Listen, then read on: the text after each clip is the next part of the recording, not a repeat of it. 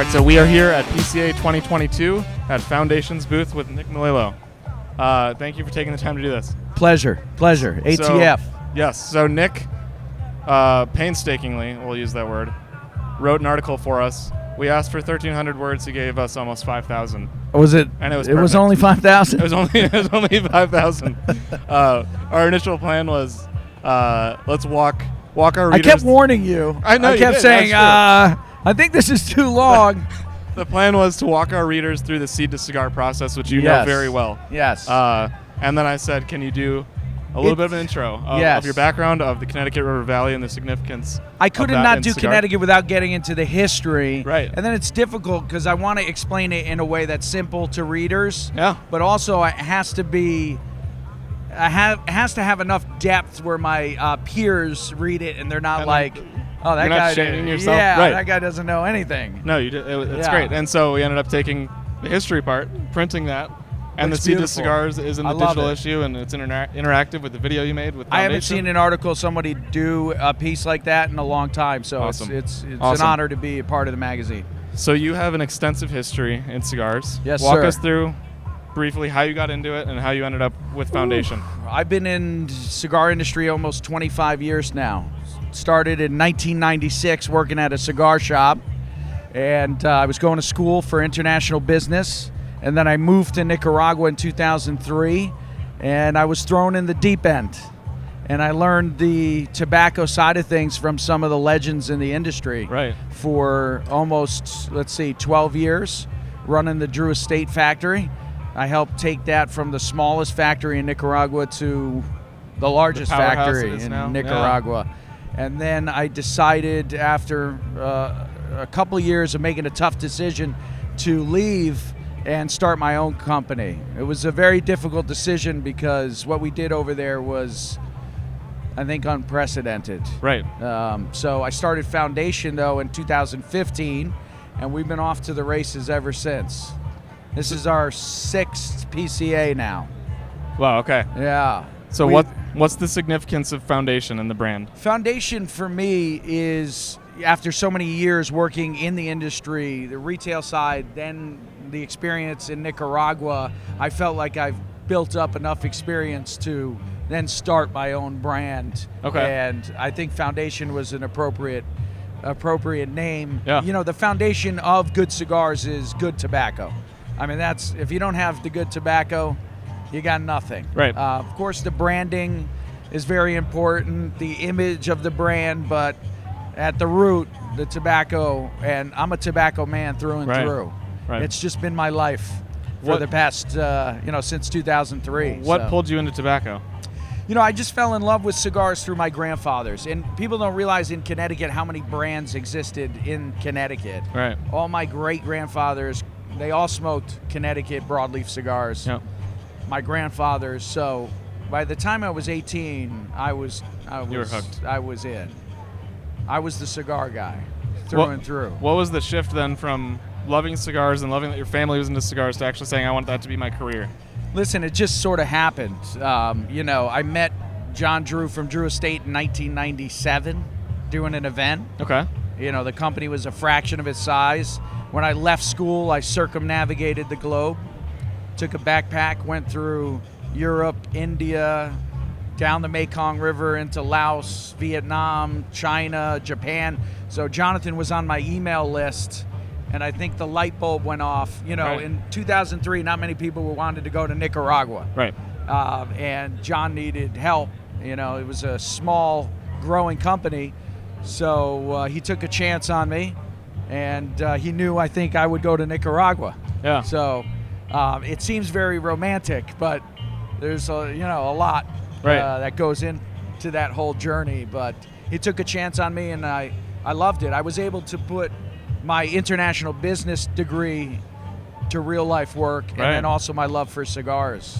And I learned, learned from Cuban masters that have been doing this their whole life. Not many people get that opportunity. Rare opportunity. Yeah. I felt obligated to take advantage of it. Yeah. For sure. Yeah. For sure. So, Foundation now. Yeah. You've done some super cool projects. We'll highlight a couple of them. One of them that stuck out to me was the High Claire. High Claire, I mean, super cool story. This is This is probably the coolest project I've worked on. This is the 100th year anniversary for King Tut, which is in November. So 1922, Highclere is owned by Lord Carnarvon. His great-grandfather funded Howard Carter and discovered King Tut's tomb with Howard Carter. Wow. I think that dig was in about 6 years. They were about to give up on it. One of the workers tripped on a stair, and that led to the discovery of the tomb. So that's one of the reasons why I chose to work with Highclere. The history there, it fit with the rest of our, Foundation's love for history, culture. So this is an exact replica of a box found within the tomb. It's a 6 3/4 by 52 Perfecto. Okay. These are going to be coming out probably October, November. So this is the box they're selling in? This is the box, yeah. This is... Oh, wow. Yeah. So we had an Egyptologist worked on the box to make sure the hieroglyphs. So I work on this with Highclere Castle. Yeah. Lord Carnarvon and my partner Adam on this project. So Highclere Castle is a special project. So this is the highlight, I think, this year for us. So we're featuring the Maduro. Yeah, I saw that of the Highclere Castle in the first issue. It's great. Yeah, it's a phenomenal cigar. The history of cigar smoking at the castle goes back a couple hundred years. Right. I really only did the project because of a buddy of mine who's making the gin for Highclere Castle. Yeah. And he wanted to do this cigar. Explained to Lord Carnarvon, you got to meet Nick. He lives in Nicaragua. I couldn't go to England. He flew to Nicaragua to meet me. So there you go. After that, I'm not a fancy guy. Fancy things don't really impress me. It's more about your character that impresses me more. And Lord Carnarvon, his whole family, they're like family now. So that's awesome. Yeah, that's awesome. Cool. It's been cool to watch that project unfold. Yeah. And so now, yes, we've got the new Highclere coming out. Yes. You have the Olmec, that is a PCA release. This is a PCA. This is a core release. This is going to be a new core line within the Foundation core lines. Yeah. It's San Andreas Mexican Maduro wrapper and Claro wrapper. Okay. 12-count boxes. The Olmec were the mother civilization of Central America. Right. So they found these colossal heads in the 40s, and they were like, this is not Mayan, this is not Aztec. Yeah. So it was this whole new civilization. We really don't know much about them. We do know they were the first pyramid builders, calendar. They were masters at the calendar, and they were some of the first to use tobacco. Okay. So this image here is one of the earliest images of a cigar that we have. Really? That I've researched. Yeah, that image there. That's very Somebody cool. stole my cedar slips in my box, so you can't really see it. Let's see if it's there. There it is, that image. Oh, wow. Yeah. That's awesome. Yeah. So nice, robust, full-bodied blend. Balance, though.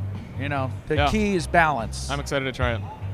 I gotta get. Did you get you one? Did I get you one? Yeah, I think I got some. We got so many cigars today. I know. There's a lot.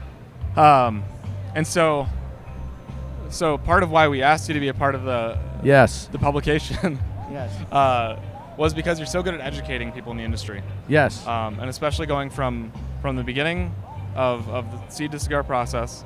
And so that's part of what we want to do with the publication as a whole, is to be able to first introduce people to the cigar industry that might not have smoked cigars, or give them a deeper understanding of brands that they've maybe been smoking for years. Listen, I think the seed to cigar is a great place to start. Yeah. I tried to keep it simple, yet really show how much goes into this process, because a lot of times people think it's a simple process, but there's a lot to it. But that seed to cigar article, I think, is a concise, step by step through the whole journey. I hope that's helpful for our readers and helpful for you guys. And definitely, and I'm showing it to everybody. We appreciate it. We're going to continue doing what we can to push what you're doing in the industry and into the alcohol and firearms industries. And cool. and when people ask me for what cigar brands are interesting, what should I smoke next, I'm always pointing you out. You're the man. It's fantastic. We got to sit. We'll sit down for an hour podcast one day. Will. That would be great. Yeah. But we'll let you get back to it. You're very busy. Pleasure. Thank you for taking the time. Thank you guys. We appreciate it.